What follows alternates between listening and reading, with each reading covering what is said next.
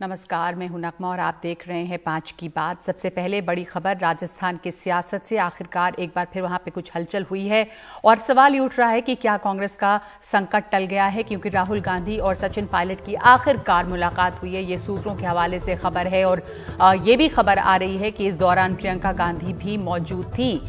2-3 घंटे ये मुलाकात चली है। शिकायत दूर करने का भरोसा दिलाया गया है, ऐसा पायलट कैंप का कहना है। प्रदेश अध्यक्ष पद पर लौटने की भी बात हुई है, पर यह भी खबर पायलट कैंप से आ रही है। उप मुख्यमंत्री के पद पर भी बात हुई है। अभी और भी मुलाकातें या बैठकें इस पर होनी हैं। हमारे साथ इस वक्त मौजूद हैं मेरे सहयोगी उमा शंकर सिंह। उमा, जो मुलाकात हुई बहुत दिनों से ये टल रही थी, आखिरकार मुलाकात तो हो गई है। तमाम दोनों तरफ से खबरें जो है वो सूत्रों के हवाले से आ रही हैं, पर किन बातों की यहाँ पे अभी पुष्टि हो सकती है? उमा से हम अभी संपर्क साधने की कोशिश कर रहे हैं, पर आपको बता दें कि लगातार जो संकट चला राजस्थान की राजनीति में और जिस तरह से अशोक गहलोत अपनी बात पर अड़े रहे और वो काफ़ी आक्रामक नजर आए, उन्होंने प्रधानमंत्री तक को चिट्ठी लिखी। बीजेपी पे लगातार आरोप ये लगे कि वो सरकार गिराने की साजिश में शामिल है। ये भी खबर उड़ी कि सचिन पायलट जो है वो बीजेपी में शामिल हो रहे हैं। बहरहाल सचिन पायलट इस पर ज़्यादा कुछ बोले नहीं। सचिन पायलट का जो खेमा है वहाँ से कुछ खबरें आती रहीं। सचिन पायलट इंतजार करते रहे, मामला कोर्ट में रहा। अब जाकर ये भी सवाल उठे कि क्या कांग्रेस का आला कमान इसमें ज्यादा सक्रिय नहीं है या वो लाचार हैं। आखिर क्या वजह है कि वो बीच बचाव नहीं कर रहे हैं और सचिन पायलट को इस बीच दोनों पदों से हटाया गया। इन तमाम चीजों के बाद अब ये घटनाक्रम इस ओर बुढ़ा है कि आखिरकार सचिन पायलट की मुलाकात जो है वो राहुल गांधी से हुई है। उमा शंकर सिंह हमारे साथ जुड़ रहे हैं। उमा, एक लंबे इंतजार के बाद आखिरकार वो मुलाकात हुई है। पहले जो खबरें आती थी इधर उधर सूत्रों से, लेकिन कुछ कंफर्म नहीं होता था कि क्या बातचीत हुई है। अब ये भी सूत्रों के हवाले से ही आ रहा है, लेकिन मुलाकात हुई ये तो तय है। अब आगे का सवाल कि क्या बात हुई, क्या बात आगे बढ़ेगी, क्या दोनों पदों पर वापस लौटेंगे सचिन पायलट? बहरहाल किन खबरों की आप पुष्टि कर सकते हैं? जी देखिए नगमा, ये बात तो है कि अगर सचिन पायलट की वापसी की बात होती है तो एक ऐसा फॉर्मूला निकालना होगा जिसमें सचिन पायलट की जो प्रतिष्ठा है उसको, जिस तरह से सचिन पायलट खेमे के मुताबिक चोट पहुंचाने की कोशिश हुई है, वो प्रतिष्ठा की पुनः स्थापना हो। तो जो आपने जिक्र किया कि क्या वो सीएम पद के तौर पर लौटेंगे, डिप्टी सीएम पद के तौर पर लौटेंगे, क्या प्रदेश अध्यक्ष पद पर उनकी बहाली होगी, तो ये वो फॉर्मूला है जिसको अभी तय होना है। और अभी हमारी जो सूत्रों से अभी बात हुई उसके मुताबिक ये है कि राहुल गांधी ने भरोसा दिया है कि जो तमाम शिकायतें सचिन पायलट कैंप की है उसको न तो सिर्फ सुना जाएगा, सुना तो पहले से भी जाता रहा है, लेकिन इस बार जो है उसका समाधान भी किया जाएगा। तो अब क्या फॉर्मूला निकलेगा, क्योंकि हमें यह भी देखना होगा कि जो फॉर्मूला सचिन पायलट के फेवर में निकलता है, क्या वो अशोक गहलोत खेमे को और खुद अशोक गहलोत को सूट करता है, उनका क्या टेक होता है। क्योंकि बार बार वहाँ पे जो मीटिंग हो रही है सीएलपी की, उसमें ये मांग की जाती रही है कि सचिन पायलट और उनके जो खेमे के विधायक हैं उनकी वापसी का रास्ता बंद होना चाहिए। उन लोगों ने पार्टी विरोधी एक्टिविटी की है। इस तरफ से ये कहा जाता रहा है कि कोई पार्टी विरोधी गतिविधि नहीं की है। पार्टी का जो नेतृत्व है, जो राज्य में मुख्यमंत्री हैं, उनके कार्यकलापों को लेकर सवाल है और वो असंतोष पार्टी हाईकमान से लगातार जताया जाता रहा है। इसको आप बगावत नहीं कह सकते। तो ये तमाम बातें जो है वो तो अब इतिहास की हो गई हैं, लेकिन इसी बुनियाद पर यह बातचीत जो है अब आज हुई है और जो जानकारी हमें मिल रही है उसके मुताबिक ये कि आखिरी मुलाकात नहीं है। जब एक फॉर्मूला निकल कर सामने आएगा तो फिर मुलाकात होगी सचिन पायलट की राहुल गांधी और प्रियंका गांधी के साथ।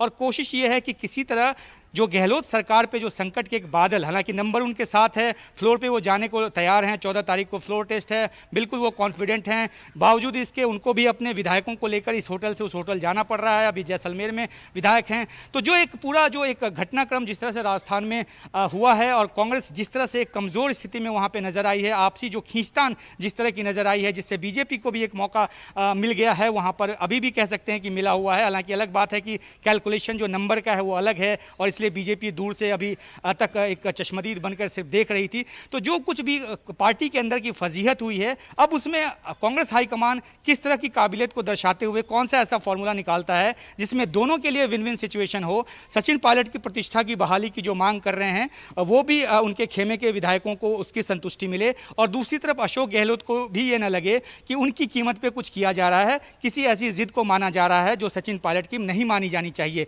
तो देखना होगा, थोड़ा इंतजार करना होगा। नगमा जी, मनोरंजन भारती भी हमारे साथ जुड़ रहे हैं। अब मनोरंजन, आपका क्या आकलन है?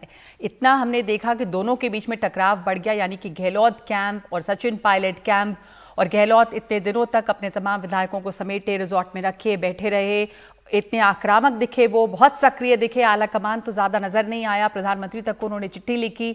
अब इस सब तमाम चीजों के बाद जैसे वो खुलकर बोले हैं सचिन पायलट के खिलाफ, काफी कुछ उन्होंने बुरा भला कहा, हालांकि सचिन पायलट इस पर ज्यादा कुछ नहीं बोले।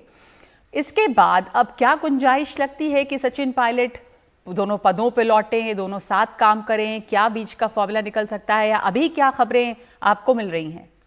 देखिए, इस कहानी में एक जो सबसे बड़ा एंगल है उसको हमको नहीं भूलना चाहिए, वो एंगल है बीजेपी का। जब बीजेपी ने हाथ खींच लिए हैं, बीजेपी ने यह तय कर लिया है कि उनको राजस्थान में जो है अब नंबर गेम में नहीं फंसना है, और जब बीजेपी को ये लगने लगा कि अशोक गहलोत ने उनके ही विधायक जो हैं वो उनको तोड़ने की जुगत में जुट गए, तब बीजेपी को अपने विधायकों को लेकर के गुजरात जाना पड़ा है। और बीजेपी को जब ये लग गया कि सचिन पायलट के पास संख्या नहीं है, हालांकि सचिन पायलट ने कभी इस बात को स्वीकार नहीं किया, लेकिन ये काफ़ी इविडेंट था कि बीजेपी जो है वो काफ़ी सक्रिय है, और कई केंद्रीय मंत्री भी चाहते थे कि वहाँ बीजेपी की सरकार बन जाए, लेकिन वो हो ना सका। तो ऐसी स्थिति में अब पायलट खेमे के पास क्या ऑप्शन बचता है? वापस आने के सिवा कोई ऑप्शन बचता नहीं है। इसमें एक चीज़ और हुई है कि कांग्रेस आला कमान ने कभी ये नहीं कहा कि हम पायलट के खिलाफ कार्रवाई करेंगे, और उसको एक तरह से आप कह सकते हैं कि उन्होंने एक उम्मीद दे रखी थी, और अभी इसी उम्मीद पर आप कह सकते हैं कि आज जो मुलाकात हुई है और उसके बाद हमें बताया गया है कि पहली प्रायोरिटी ये है कि 14 तारीख को जो है गहलोत सरकार जो है अपना विश्वास मत हासिल कर ले, फिर अगले 6 महीने तक उनके सरकार को कोई खतरा नहीं होगा यदि फिर कोई बगावत ना कर दे, और उसके बाद जो स्थिति थी पहले उसको बहाल रखी जाए, जैसा कि उमाशंकर कर रहे हैं कि उनको डिप्टी सीएम फिर से बनाया जाए, उनके कैंप के हो सकता है एक और को कुछ अच्छा ओहदा दे दिया जाए, कुछ अच्छी मिनिस्ट्री की बात चल रही है। लेकिन आपको यहाँ पे देखना होगा कि 2 धरे हैं, और इसके एक के पास 100 की संख्या है, एक के पास 19 की संख्या है, तो बंटवारा भी उसी अनुसार उसी अनुपात में किया जाएगा। पर उमा, आपको क्या लग रहा है कि जिस तरह अब आला कमान, जैसा मनोरंजन कह रहे हैं कि सचिन पायलट के पास कोई ज्यादा विकल्प नहीं है, सही बात है कि जब अगर बीजेपी ने अपना हाथ खींचा, जो यहाँ पे एक्स फैक्टर है, तो फिर सचिन पायलट के पास क्या ऑप्शन बचते हैं वापस जाने के लिए? पर तब वो वापस जाएंगे तो क्या वो अपनी शर्तों पे जा सकते हैं कि उन्हें दोनों पद मिल जाएं, उनके खेमे के लोगों को भी और आगे कुछ पद मिल जाएं, यानी कि जिस पर वो अड़े थे पहले, जिन बातों पर, अगर उनके पास कोई विकल्प नहीं बचता और वो वापस लौटते हैं अब, तो जाहिर है कि वो कांग्रेस की शर्तों पे, या जो वहां पे मुख्यमंत्री हैं अशोक गहलोत, उनके हिसाब से ही कांग्रेस काम करेगी। देखिए, सचिन पायलट जो बाहर निकले तो उन्होंने क्या कहा, उनका सिर्फ ये कहना था कि उनकी प्रतिष्ठा को लगातार चोट पहुंचाई जा रही है, और जो उसका जो एक सबसे पीक पॉइंट गया जब 124A के तहत मुकदमा दर्ज करके उनको नोटिस दिया गया, तो ये एक जो पीक पॉइंट था जब उन्होंने अपना खेमा लेकर वो अलग हो गए। अब जहाँ तक पुनः प्रस्थापना की बात है, उनको फिर से वापस पार्टी में उन ओहदों को देने की बात है, तो जाहिर सी बात है कि सचिन पायलट के पास बेशक कोई और ऑप्शन ना हो, बीजेपी के ऑप्शन को खुद ही नकार चुके वो, तादाद उनके पास 19 है, इस बात से तस्दीक होती है कि 19 विधायकों को नोटिस दिया गया, उन्हें जो मंत्री थे उनके ओहदे छीने गए। तो अब ये 19 विधायकों के साथ आगे क्या करेंगे? अगर सचिन पायलट खेमा इतना ही ज़्यादा महत्वहीन होता तो फिर कांग्रेस हाईकमान को कोई ज़रूरत नहीं थी कि इस तरह से बीच में पड़ के और एक मामले को सुलझाने की कोशिश हो। एक तकलीफ की स्थिति से गहलोत सरकार भी गुजर रही थी, और तभी उनको भी अपने विधायकों को लेकर एक होटल से दूसरे होटल जाना पड़ा। जैसलमेर में वहाँ पे अभी उनके विधायक हैं, उनके खेमे के विधायक हैं। तादाद बेशक उनके पास 100 हो या 109 हो, लेकिन एक तकलीफ से कांग्रेस वहां गुजर रही थी। और यही बात है कि देर से ही सही पार्टी हाईकमान अब जागा है और उसने एक सुलह सफाई की कोशिश की है। तो अब जो बातचीत होगी उसमें यह देखा जाएगा कि कौन कौन सी ऐसी बात है सचिन पायलट की जिसको मानी जा सकती है। यह भी कहा जा रहा है कि सरकार के कामकाज को लेकर सचिन पायलट की जो असंतुष्टि है उसकी देखरेख के लिए शायद कोई कमेटी बना दी जाए। सचिन पायलट की आगे भूमिका क्या दिल्ली में महासचिव के तौर पे हो या फिर उनको वापस दोनों ओहदे दे दिए जाएं, ये भी एक विचार का भी विषय है। उस पर कोई फाइनल डिसीजन नहीं हुआ है। सचिन पायलट को किसी और राज्य में प्रभार के तौर पे भेजा जाए, कुछ दिन वो काम कर लें, वापस फिर उनको राजस्थान भेजा जाए। तो अभी बहुत सारे ऐसे फॉर्मूले हैं जिस पर एक लाइन लेनी है और ये भी देखना होगा कि किस लाइन से अशोक गहलोत संतुष्ट होते हैं, क्योंकि उनकी सत्ता तो वहां पे है, मुख्यमंत्री पद पर वो बने हैं। अगर उसमें कोई तब्दीली की बात होती तो शायद ये मामला यहां तक पहुंचता नहीं। तो कांग्रेस हाईकमान सत्ता में कोई नेतृत्व में परिवर्तन नहीं करने जा रहा राजस्थान में। सचिन पायलट किस तरह से अकोमोडेट हों और किन शर्तों पे हों, ये अब एक तय होकर सामने आएगा। और मुझे लगता है कि शायद अगले 24 घंटे में ये बातें साफ हो जानी चाहिए, क्योंकि बहुत ज़्यादा वक्त नहीं है कांग्रेस के पास। आगे विधानसभा का सत्र भी शुरू हो रहा है। नगमा जी, तो मनोरंजन, क्या ये समझना अभी सही है कि जो भी मुश्किल यहाँ पर संकट जो खड़ा हुआ था राजस्थान कांग्रेस में, वो अब सुलझा लिया गया है? हालांकि जो दरार अशोक गहलोत और उनके बीच रही, पायलट के बीच, वो बनी है, तो वो फॉल्ट लाइन है, लेकिन संकट जो था वो सुलझ गया है। मैं इसको ऐसे कहूँगा कि संकट फिलहाल सुलझ गया है, अगले 6 महीने के लिए सुलझा है। क्योंकि यदि दोनों इकट्ठे रहेंगे तो फिर एक दरार की जो बात कही वो साफ दिखाई दे रहा है और वो घाव जो है वो इतना जल्दी मिटेगा नहीं। मैं तो ये सोच के बहुत ज़्यादा सोचता हूँ कि जब दोनों हाउस में बैठेंगे आमने अगल बगल, एक मुख्यमंत्री और एक उप मुख्यमंत्री की हैसियत से, तो कैसे बैठेंगे, क्या कोई बात करेंगे, ये एक बड़ा इंटरेस्टिंग होगा 14 तारीख को देखना। लेकिन फिलहाल जैसा उमाशंकर ने कहा कि आलाकमान देर सवेरी सही फिलहाल जो है संकट को टालने में जुटा है और उनकी प्राथमिकता ये है कि 14 तारीख को गहलोत सरकार जो है विश्वास मत हासिल कर ले, जो कि लगता है वो कर लेगी। तो ये आप कह रहे हैं कि दोनों के लिए, खास करके अशोक गहलोत के लिए, ये एक काफ़ी एम्बैरेसिंग सिचुएशन भी हो सकता है, या राजनीति में तो कुछ भी संभव है? संभावनाओं की जो कहानियां हैं वही राजनीति बनाती हैं। अशोक गहलोत की तरफ से बहुत सख्त बयान आए थे उमा। हालांकि सचिन पायलट ने कभी कुछ बहुत खुलकर उनके खिलाफ नहीं कहा, लेकिन अशोक गहलोत को जितना कहना था वो बार बार, और उन्होंने मीडिया को भी बहुत बुरा भला कहा कि कैसे लोग अच्छी अंग्रेजी बोल लेते हैं, हिंदी बोल लेते हैं, बाइट दे देते हैं और इसलिए वो पॉपुलर बन जाते हैं। तो इनके लिए एक एम्बैरेसिंग सी, एक अजीब सी सिचुएशन, जैसा मनोरंजन कह रहे हैं कि आमने सामने होंगे तो ये बनेगी स्थिति। जी बिल्कुल नगमा, आपने वो निकम्मा वाला जो बयान है वो आपने सुना, सबों ने सुना। और जो यहाँ से 3 दूत गए थे, दिल्ली से भेजे गए थे, उनमें से एक से मेरी बात हुई थी और उन्होंने ये कहा कि इस बयान के बाद एक उनको संदेश दिया गया अशोक गहलोत को कि इस तरह के बयान देना मुनासिब नहीं है, और वो संदेश जो है वो हाईकमान की तरफ से था। तो बयानों में अशोक गहलोत आगे बढ़कर ज़रूर उन्होंने कुछ कहा है, लेकिन उसके बाद ये भी उनकी तरफ से एक बयान आया था कि अगर पायलट लौट कर आते हैं तो उनको खुशी होगी। तो बात यह है कि अब जब एक पैचअप की बात हो रही है तो दोनों चाहेंगे कि विन विन सिचुएशन दोनों के लिए हो और दोनों को अपनी नाक बचाने का मौका मिले, अपनी राजनीतिक कदर और प्रतिष्ठा जो है वो बहाल रखने का मौका मिले। और यहीं पे कांग्रेस हाईकमान के लिए एक चुनौती है कि कैसे दोनों को साधते हैं। बिल्कुल बिल्कुल, धन्यवाद आपका मनोरंजन और उमाशंकर इस चर्चा के लिए। हमारे साथ राजस्थान से जुड़ रही हैं जयपुर से हमारी सहयोगी हर्षा कुमारी सिंह। और हर्षा, जो विन विन सिचुएशन की बात अभी उमाशंकर भी कर रहे हैं और मनोरंजन भी, कि कोई ऐसा रास्ता निकालना होगा कि दोनों के लिए बहुत ही शर्मनाक स्थिति न बने, दोनों को लगे कि उनके जो हित हैं उनकी अनदेखी नहीं हुई है। तो आपको क्या खबरें मिल रही हैं और कैसा आपको लगता है कि आगे का रास्ता इसमें कैसे बढ़ेगा? देखिए, शुरू से हम जानते हैं कि जो पायलट कैंप के एमएलएज हैं उनको अशोक गहलोत की तरफ से काफ़ी ऑफर्स मिले हैं। तो जहां तक अभी समझ में आ रहा है कि ये हो सकता है कि जो पायलट कैंप के एमएलएज हैं उनको वापस लेंगे, उनको अच्छे पदों पर उनको स्वीकार करेंगे। लेकिन जो पायलट जो है वो खुद हो सकता है राजस्थान में नहीं आना उनको नहीं लाया जाएगा, क्योंकि या तो यहाँ पे अशोक गहलोत रह सकते हैं या सचिन पायलट रह सकते हैं। तो वो हो सकता है कि उनको बाहर कोई बड़ी जिम्मेदारी मिल सकती है और एक कमेटी जो है वो मिलकर इसका सबका फैसला करेगी, क्योंकि ना सिर्फ अशोक गहलोत का कैंप, लेकिन जो उनके साथ के जो एमएलएज हैं, ज्यादा नंबर उनके साथ है, अविनाश पांडे हैं, बाकी जो कांग्रेस आला कमान के लोग हैं जो इनके साथ हैं, वो भी अब देख रहे हैं कि इस तरह का टकराव नहीं होना चाहिए। और जो तीसरी चेहरे का विकल्प जो बीच में चल रहा था, उससे अब लगता है उसकी कोई संभावना नहीं है, क्योंकि गोविंद सिंह डोटासरा जो कांग्रेस प्रदेश अध्यक्ष के प्रेसिडेंट हैं, उन्होंने कह दिया है कि अशोक गहलोत ही चीफ मिनिस्टर रहेंगे और ये जो पार्टी है ये 5 साल चलेगी, जो गवर्नमेंट है ये 5 साल चलेगी। अब क्या फॉर्मूला निकाला जाता है वो तो देखना आगे है, लेकिन इसमें बीजेपी की जो भूमिका है मैं कहना चाहूंगी वो बहुत इंपॉर्टेंट रही है, क्योंकि बताया जा रहा है कि अशोक गहलोत का जो कैंप है वो बीजेपी में भी सेंध कर चुका था और इसके डर से बीजेपी ने अपने एमएलएज को बाहर, जयपुर के बाहर गुजरात में भेजा था। 18 एमएलएज बाहर गए थे, उनकी भी बाड़ेबंदी की तैयारी हो गई थी। कल उनको क्राउन प्लाजा में मिलना था और वहां उनको बाड़ेबंदी में रखा जाना था। अब ये सब नहीं होगा, क्योंकि अब बाड़ेबंदी की जरूरत नहीं है।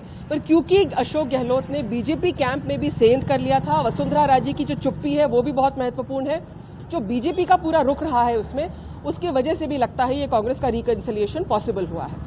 जी, तो हर्षा, आप जैसा मनोरंजन अभी कह रहे थे या उमा भी कह रहे थे, यहाँ से ये लग रहा था कि शायद उनको दोनों पद वापस मिले, सचिन पायलट को, यानी कि प्रदेश अध्यक्ष का भी, डेप्यूटी चीफ मिनिस्टर का भी। पर आपको ये लग रहा है कि जिस तरह की स्थिति राजस्थान में बनी, ये गुंजाइश नहीं है कि अशोक गहलोत और सचिन पायलट वापस पहले वाली स्थिति में जाके काम करें? पहले भी इतना टकराव रहा, पर अब तो बहुत खुलकर टकराव था और खास करके अशोक गहलोत ने तो खुलकर बहुत सारे बयान दिए।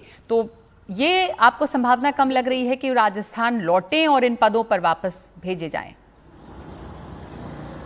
जी बिल्कुल, क्योंकि जिस तरह से उनका जो बयान आए थे और जिस तरह हमको जो सचिन पायलट को हमने जिस तरह से स्टडी किया है, इतने सालों से उनको देखा है, उनका जो कैरेक्टर है जो समझे हैं, वो लगता नहीं है वापस अब राजस्थान में आएंगे। एक वो रिस्पेक्टफुल उनका रिहैबिलिटेशन होना होगा और वो राजस्थान में पॉसिबल नहीं है। जी मनोरंजन, आप इसमें कुछ जोड़ना चाहते हैं? जी, मुझे हर्षा से यही जानना है कि जो बात उन्होंने कही है, ये बात भी हमें यहाँ पे बताई जा रही है कि उन्हें हो सकता है कि चूंकि उत्तर प्रदेश से वो बिलोंग करते हैं, हालांकि राजेश पायलट ने अपनी राजनीति भले ही राजस्थान में की है, लेकिन है वो उत्तर प्रदेश के। तो प्रियंका गांधी के साथ सचिन पायलट को कुछ महीने इंचार्ज बनाने की बात हो रही है। इस बात में कितनी सच्चाई है वो बाद में पता चलेगा, लेकिन मेरा हर्षा से एक सवाल है कि यदि सचिन पायलट राजस्थान जाते हैं तो मुझे लगता है अभी नहीं, 6 महीने के बाद गहलोत सरकार पे संकट बना ही रहेगा, क्योंकि एक दरार जो दिख रही है वो इतनी जल्दी मिटती हुई नजर नहीं आ रही है। बिल्कुल, तो आपने जो कहा है वो बिल्कुल सही है कि भाई ये सरकार दरार बनी रहेगी और फिर ऐसे में वो सरकार कैसे चलाएंगे, क्योंकि आप जानते हैं कि वैसे भी जो मेजॉरिटी है वो बहुत ज़्यादा नहीं है, वो एकदम रेजर्स एज पे मेजॉरिटी है। और वो भी एक कारण रहा है सुलह का, क्योंकि उनके पास भी बहुमत से एक ज़्यादा नंबर था और जब बीएसपी के एमएलएज पे संशय हो गया था तो और भी कम, स्थिति और भी क्लोज हो गई थी। तो ये सब को देखते हुए जो आप कह रहे हैं वो बिल्कुल सही है, इसलिए लग नहीं रहा है कि जैसे वो वापस राजस्थान आएंगे, लेकिन हो सकता है उनको कुछ बड़ा रोल राजस्थान के बाहर मिल सकता है। जी, धन्यवाद आपका हर्षा और मनोरंजन। तो ये भी एक गुंजाइश है कि राजस्थान के बाहर कोई बड़ा रोल मिले सचिन पायलट को, जो इस तरह की स्थिति राजनीति में बनी थी राजस्थान में, वहां पर शायद ये अभी संभव नहीं लगता कि दोनों मिलकर फिर से वापस काम कर सकें साथ साथ अशोक गहलोत और सचिन पायलट। बहरहाल अभी आगे क्या होगा ये तय नहीं है, अभी तो सिर्फ पहली मुलाकात हुई है राहुल गांधी के साथ और सूत्र बताते हैं कि प्रियंका गांधी भी वहां पर मौजूद थी। तो ये पहली दफा बातचीत हुई है जिसमें कई तरह के आश्वासन मिले हैं, चीजों को दुरुस्त करने की बात हुई है। ये सब पायलट कैंप की तरफ से खबरें आ रही हैं, सूत्रों से खबरें आ रही हैं। अभी ये भी कहा गया कि कई मुलाकातें और होंगी, बैठकें होंगी, उसके बाद आगे की बात तय होगी। तो ये समझा जा सकता है कि अब जो फासले बने थे वो दरारें शायद यहाँ पे कुछ कम हो रही हैं और सचिन पायलट को वापस कांग्रेस में कोई जगह मिले, लेकिन अशोक गहलोत के साथ जो दरारें उनकी हैं वो वैसी की वैसी बनी हुई हैं। तो ये बड़ी खबर इस वक्त राजस्थान की राजनीति से उभर कर आ रही है कांग्रेस के खेमे से। इस वक्त हम एक ब्रेक ले रहे हैं 5 की बात में।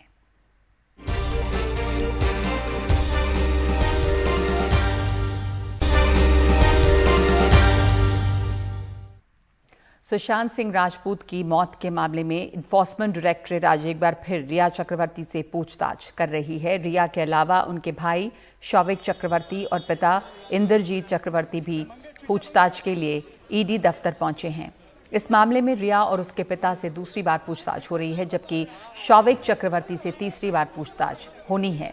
सुशांत की मैनेजर रही श्रुति मोदी और रिया के सीए रितेश शाह भी प्रवर्तन निदेशालय के दफ्तर में हैं। इसके अलावा सुशांत के दोस्त सिद्धार्थ पिठानी को भी आज ईडी ने समन किया है। हमारे साथ सुनील सिंह इस पर मौजूद हैं। जिस तरह से जांच अभी तक आगे बढ़ी है, ऐसा लग रहा है सुनील के रिया चक्रवर्ती के लिए मुश्किलें जो हैं वो काफ़ी बढ़ रही हैं और उलझता जा रहा है मामला। और दूसरे की ये केंद्र और महाराष्ट्र सरकार के बीच भी एक तरह से टकराव की स्थिति सी बन गई है।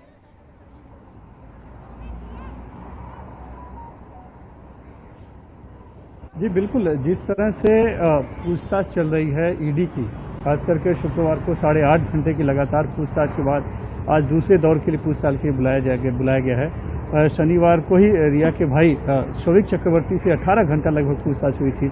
उन्हें भी बुलाया गया है, साथ में पिता भी हैं। तो रिया चक्रवर्ती हैं, भाई शौविक है और पिता इंद्रजीत चक्रवर्ती हैं, सभी यहाँ पर हैं। सबसे लगातार पूछताछ चल रही है अभी भी। साथ में रिया की मैनेजर श्रुति मोदी भी हैं, रितेश शाह भी हैं जो कि सीए हैं, वो भी हैं, और सिद्धार्थ पिठानी जो सुशांत के दोस्त थे, उनके घर में रहा करते थे, उनको भी यहाँ बुलाया गया। वो उनसे भी लगातार पूछताछ चल रही है। जो कोशिश है इस पूछताछ के जरिए ईडी की कि मनी लॉन्ड्रिंग की बात जो आरोप लगा है उसको कहीं न कहीं उसकी जांच की जाए, तलाश की जाए, और अगर उसकी कुछ पुख्ता जानकारी मिलती तो उसके खिलाफ कार्रवाई वो आगे बढ़ा सके। तो अभी तक जो हमें जानकारी मिल रही है, हालांकि इतनी सघन पूछताछ हो रही है, इतनी लंबी पूछताछ हो रही है, बार बार बुलाया जा रहा है, तो जरूर ऐसा कुछ न कुछ मिल रहा होगा ईडी को कि वो उसकी बार बार पुख्ता कर लेना चाहती है आगे बढ़ने के पहले। लेकिन 2016-17 और 2017-18 का जो रिटर्न अभी तक मिला है, रिया के रिटर्न की जो जानकारी मिली है, तो उसमें बहुत ऐसा कुछ अलग सा नहीं दिखता कि अचंभा से ऐसा कुछ जानकारी न तो इनकम सोर्स की और नहीं इनकम बहुत ज़्यादा बढ़ने की जानकारी नहीं मिल रही है। साथ ही जो 2 कंपनियां बनाई गई थी सुशांत के साथ मिलकर, वो उन कंपनियों के बारे में भी जो बनाए गए थे उसमें भी बहुत लेन देन नहीं है, यानी शेल कंपनी के तौर पे उसे अभी फिलहाल नहीं देखा जा रहा है। और जिस घर की बात है कि जिस घर में रजिस्टर किया था उनके पिता का घर था, वो भी 7 से 8 साल पहले खरीदा गया है। रिया की 2 संपत्ति मुंबई में बताई गई, उसमें से जो खार की संपत्ति उसके बारे में पता चला है कि वो 2 साल पहले का था, यानी कि सुशांत से मिलने के पहले का है। और अभी तक कहीं इस तरह की पुख्ता जानकारी नहीं है कि सुशांत सिंह के अकाउंट से रिया के अकाउंट में पैसे गए हों। तो बहुत पुख्ता इस तरह की बातें सामने नहीं आ रही है। लेकिन हाँ, चूंकि कई साल जो रिटर्न्स दिखाए जाते हैं उसमें जो बातें की जाती हैं, और साथ में बैंकों में उस तरह की एंट्री मिलनी चाहिए, या फिर जिनको पेमेंट गया है सुशांत का वो सभी अकाउंट जो सही हैं, या फिर उसमें कुछ न कुछ डमी अकाउंट किया गया, इस तरह की बातें उभर कर आती हैं, जिसकी जांच फिलहाल चल रही है। इसी संदर्भ में ईडी जांच कर रही है कि क्या कहीं ना कहीं मनी लॉन्ड्रिंग की गई है, यानी कि जैसे कि हम दाग लगा हुआ कपड़ा धोते हैं और वो सफ़ेद हो जाता है, तो काला पैसा जो कि वाइट नहीं था, उसे वाइट इस तरह से अलग कंपनियों की तरह या किसी का फर्जी अकाउंट बनाकर तो नहीं दिया गया है। इस तरह की कोशिश फिलहाल चल रही है। जी, धन्यवाद आपका सुनील इस जानकारी के लिए। रिया चक्रवर्ती ने सुप्रीम कोर्ट से शिकायत की है और कहा है कि उन्हें राजनीतिक एजेंडे में बलि का बकरा बनाया जा रहा है। वो कह रही हैं कि एक राजनीतिक एजेंडा है जिसके लिए उन्हें एक तरह से सैक्रिफाइस किया जा रहा है। सुशांत के मामले को बिहार में चुनाव का मुद्दा बनाने के लिए उठाया गया। मीडिया उसका ट्रायल कर दोषी ठहराने में जुटी हुई है। बिना क्षेत्राधिकार के बिहार ने एफआईआर दर्ज की। बिहार सरकार का सीबीआई को केस सौंपना गैर कानूनी है।